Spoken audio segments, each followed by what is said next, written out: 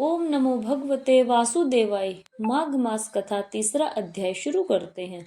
तब राजा दिलीप ने पूछा कि महाराज, यह पर्वत कितना ऊंचा और कितना लंबा चौड़ा है। तब वशिष्ठ जी ने कहा, यह 36 योजन ऊंचा, ऊपर चोटी से 10 योजन चौड़ा और नीचे 16 योजन चौड़ा है, जो हरिचंदन, आम, मदार, देव दारू और अर्जुन के वृक्षों से सुशोभित है। दुर्भिक्ष से दुखी होकर इस सुंदर पर्वत को फल फूलों से परिपूर्ण देखकर भृगु वहीं रहने लगे और वहां पर गंधराओं, वनों और उपवनों में बहुत दिनों तक तप करते रहे।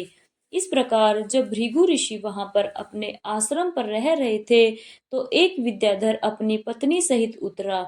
वह दोनों बहुत दुखी थे। उन्होंने भृगु ऋषि को प्रणाम किया और ऋषि ने बड़े मीठे स्वर में उनसे पूछा कि हे विद्याधर, तुम बड़े दुखी दिखाई क्यों देते हो? इसका क्या कारण है? तब विद्याधर कहने लगा कि महाराज, पुण्य के फल को पाकर, स्वर्ग पाकर तथा देवतुल्य शरीर पाकर भी मेरा मुख व्याघ्र जैसे है। यही कारण मेरे दुख और अशांति का है। न जाने किस पाप का फल है। मेरे चित्त की व्याकुलता का दूसरा कारण भी सुनिए। यह मेरी पत्नी अति रूपवती, मीठा वचन बोलने वाली और नाचने का गाने की कला में अति प्रवीण, शुद्ध चित्त वाली, 7 सुरों वाली, वीणा को बजाने वाली, जिसने अपने कंठ से गाकर नारद जी को प्रसन्न किया, नाना स्वरों के नाद से वीणा बजाकर कुबेर को प्रसन्न किया, अनेक प्रकार के नाच ताल में शिवजी महाराज भी अति प्रसन्न और रोमांचित हुए। शील, उदारता, रूप तथा यौवन में स्वर्ग की कोई अप्सरा भी इस जैसी नहीं है। कहाँ ऐसी चंद्रमुखी स्त्री और कहाँ मैं व्याघ्र मुख वाला। यही चिंता सदैव मेरे हृदय को जलाती है। विद्याधर के ऐसे वचन सुनकर तीनों लोकों की भूत, भविष्य और वर्तमान की बात जानने वाला तथा दिव्य दृष्टि वाले ऋषि कहने लगे कि हे विद्याधर, कर्म के विचित्र फल प्राप्त हो जाते हैं। मक्खी के पैर जितना विष भी प्राण लेने वाला हो जाता है। छोटे छोटे पापों का फल भी अत्यंत दुखदाई हो जाता है। तुमने माघ मास की एकादशी का व्रत करके द्वादशी के आने तक शरीर में तेल लगाया, इसी पाप कर्म से व्याघ्र हुए। एकादशी के दिन उपवास करके द्वादशी को तेल लगाने से राजा पुरुरेवा ने भी कुरूप शरीर पाया था।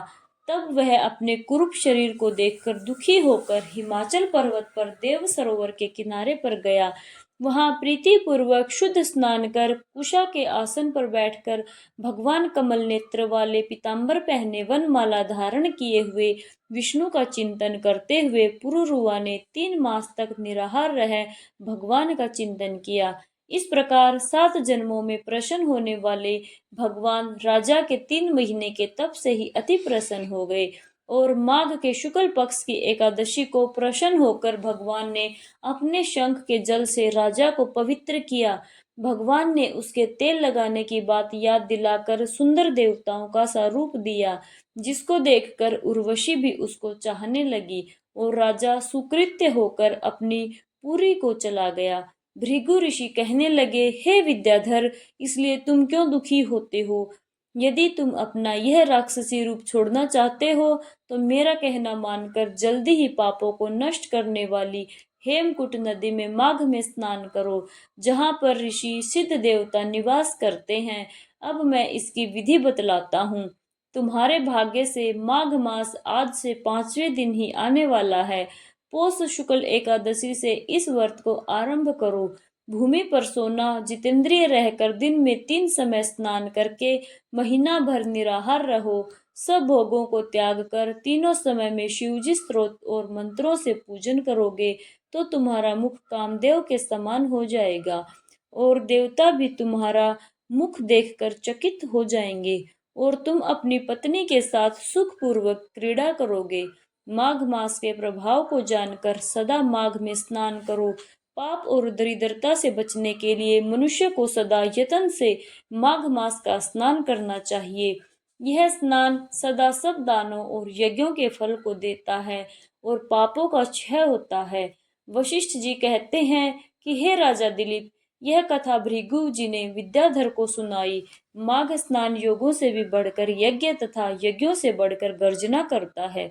पुष्कर, कुरुक्षेत्र, ब्रह्मवृत, काशी, प्रयाग तथा गंगा सागर जैसे संगमों से मनुष्य को जो फल 10 वर्ष में मिलता है, उतना ही फल माघ मास में स्नान करने से 3 दिन में मनुष्य को मिलता है।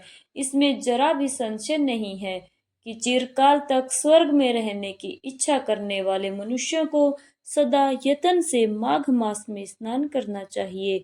आयु, आरोग्य, धन रूप कल्याण और गुण प्राप्त करने वालों को माघ का स्नान कभी नहीं छोड़ना चाहिए।